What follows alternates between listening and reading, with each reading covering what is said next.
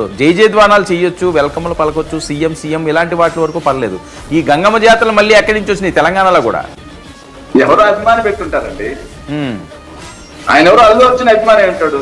88 magic figure దాటిన వెంటనే గంగమ్మ జాతర అంటే అది ఇంకా అతనికి ఎందుకు అవుతుంది, బన్నీకి ఎందుకు ఆపాదిస్తారు? అది పాపం వాళ్ళంతా ఏమనుకున్నారంటే ఇలాంటి పోస్టులు పెట్టే వాళ్ళందరికీ రప్పాలు లాక్కుని వస్తామని చెప్పి చూపిస్తున్నారు సార్. తెలుగుదేశం పార్టీ అధికార ప్రతినిధి వెంకటరెడ్డి అరెస్ట్ అయిన వెంటనే రాసిన పోస్ట్ మార్పింగ్ బాటిల్ పట్టుకొని బాత్రూమ్ లో ఉన్నట్టు మార్పింగ్ రాశారంటే ఆంధ్ర పోలీసులు చూడగానే బాత్రూమ్ లో పరుగు పెట్టిన వెంకటరెడ్డి నన్ను అరెస్ట్ చేస్తే హార్పిక్ తాగుతా అంటూ బెదిరింపులు.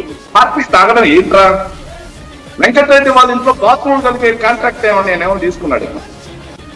వెంకటరెడ్డి వాళ్ళు ఒక్క ఇల్లు లేకపోతే అపార్ట్మెంట్ లో మొత్తం కాదు సార్. వీళ్ళు ఇక్కడ కూర్చొని నీతులు చెబుతారు మార్పింగ్ గురించి, పూతుల గురించి, ఎడిటింగ్ల గురించి. మా కర్మ సార్ ఇది వర్మ గారు. ఇలాంటి కుసంస్కారంతో డిబేట్ కూర్చోబెడతారు మమ్మల్ని. ఇలాంటి వాళ్ళకే కదా సార్ నేను చెప్పేది. 88 దాటిన తర్వాత చట్ట ప్రకారం రప్పే, చట్ట ప్రకారం గంగమ్మ జాతరే, అందులో నో డౌట్ అట్ ఆల్. ఇలాంటి వాళ్ళ గురించి అలాంటి పోస్టులు తెలిసింది. నేను ఇది పెడతా నా ఇష్టం, అధికార ప్రతినిధిగా ఇది పెడతా నా ఇష్టం అన్నాడంటే తెలుగుదేశం పార్టీ వాళ్ళ కుసంస్కారం అడుగుంది. వాళ్ళ నాయకుడు యొక్క కుసంస్కారం అడుగుంది. అవునులేని చంద్రబాబు నాయుడు గారి గురించి మనం అంతకు మించి ఏం ఊహించలేదు. ఇలాంటి వ్యక్తికి స్పీడ్ వినిపించిన వ్యక్తి గురించి వాళ్ళ పార్టీ నుంచి ఇలాంటి కుసంస్కారం కాకుండా ఎవరు చూస్తాం మనం? మహిళా మనుల గురించి చండాలంగా మాట్లాడే వ్యక్తి, అతనికి స్పీడ్ వినిపించిన ముఖ్యమంత్రికి చెందిన పార్టీ అధికార ప్రతినిధులు ఎలా ఉంటారండి? ఎలా ఉంటారు ఇలాంటి పోస్టులు పెట్టావు కాక? నేను అడిగిన వెంకటరెడ్డి హార్పిక్ తాగుతా అని బెదిరించిన విషయం ఆయనకి ఎలా తెలుసు అడిగా, సమాధానం చెప్పాల. వెంకటరెడ్డి వాళ్ళ ఇంట్లో బాత్రూమ్ కడిగే కాంట్రాక్ట్ ఏమైనా తీసుకున్నారా? పెట్టలేదు అంటున్నారు కదా.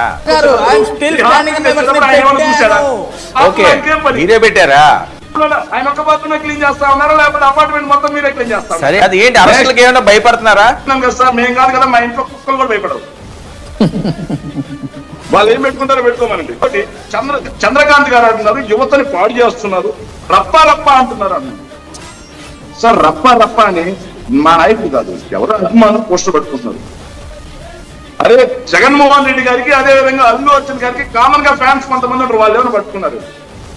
కానీ మన నాయకుడు అన్న పీకలు తీసుకు చంపేస్తా నా కొడకల్లారా, చెప్పులతో కొడతా నా కొడకల్లారా, తోలు తీస్తా నా కొడకల్లారా, తాట తీస్తా నా కొడకల్లారా. యువతను పాడు చేసే కాదు, సంస్కారవంతమైన సబ్బు XXX సోప్ ఇది. అదేవిధంగా కారు మీద పైన కూర్చొని యువతని మొత్తాన్ని బైకుల్లో రప్పించి ర్యాలీ చేశారు కదన్నా, సంస్కారవంతమైన ర్యాలీ. XXX సోప్ కన్నా సంస్కారవంతమైన ర్యాలీ అది. ఆ రోజు మనకు ప్రజాస్వామ్యం గుర్తురాలేదన్నా, మనం చేస్తే సంసారం. సో ఆయన అభిమానులు వస్తారండి, జగన్మోహన్ రెడ్డి గారి అభిమానులు వేలాదిగా వచ్చి కూర్చున్నారా? తప్పేంటి? మీకు రావట్లేదని కడుపుమంట.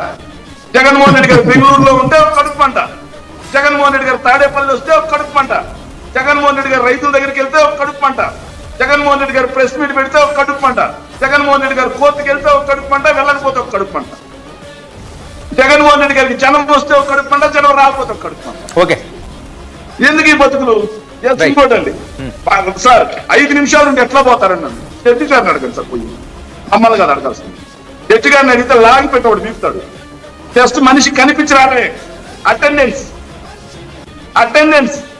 అది మనకు తెలియదు కదా. మన నాయకుడు 10వ తరగతి, మనము 10వ తరగతి, మనకెళ్ళి తెలుస్తుంది అన్ని. మనకు తెలుస్తుంది సరే, కోర్టు ప్రొసీడింగ్స్ ఎట్లా అంటే మనకు తెలియదు కదా. మనం చదువుకుని నేర్పిస్తే తెలుస్తాయి. ఇన్నాళ్ళు ఎలా పేరు మీద ఉన్నాడండి?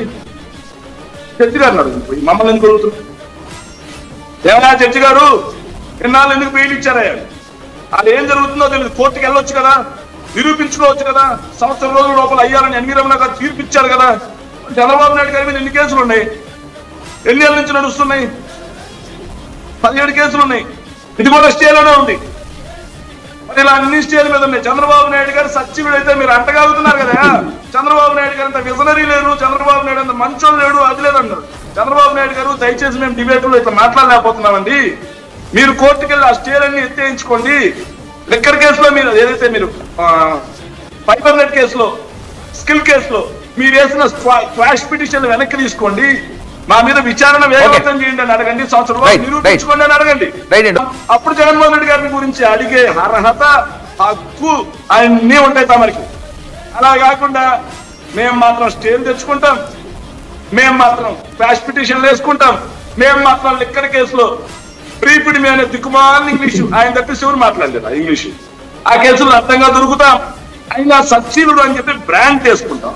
ఇక్కడ జగన్మోహన్ రెడ్డి గారు నా మీద విచారణ చెయ్యండి, అన్ని కలిపి వాదించండి అని డిశ్చార్జ్ పిటిషన్ వేస్తే జగన్మోహన్ రెడ్డి గారు అంతకుడు నేరస్తుడు. సిగ్గుండాలి కొంచెం.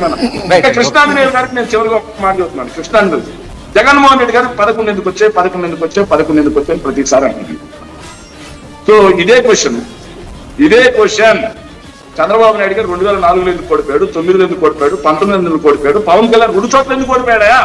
ఓకే, అది అడుగు ఒకసారి.